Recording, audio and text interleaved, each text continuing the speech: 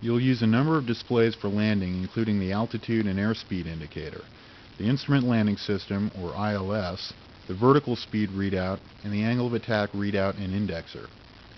Altitude readout is critical as you set up the approach. Select the radar altimeter for display on the HUD by pressing Ctrl A. This gives you a readout of height above ground instead of height above sea level. The ILS aids you in landing the aircraft under any condition. The ILS is displayed as two needles on the HUD. The GSD is the horizontal needle indicating the position of the glide slope. Glide slope is an imaginary horizontal path originating from the touchdown aim point on the runway out to the point the final approach starts. If you are on glide slope, the GSD will cross the velocity vector in the center. Glide slope for the Hornet is approximately 4 degrees.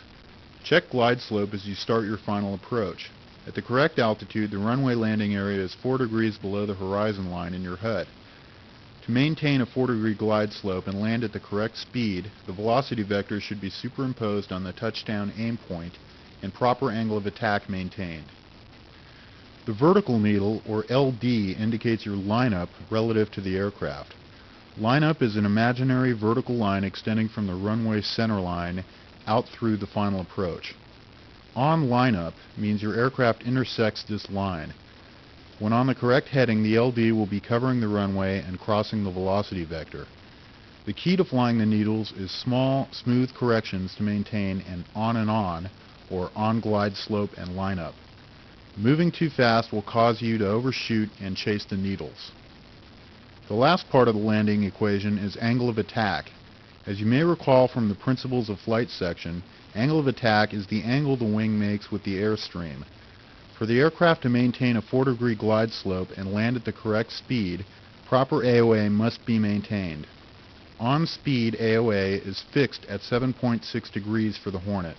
This number is derived from airspeed and aircraft weight, so airspeed will vary depending on aircraft weight. The AOA indexer located on the left side of the HUD has a quick indicator of proper angle of attack and airspeed as you make your landing approach. If the approach is too slow, the upper chevron of the AOA indexer will light.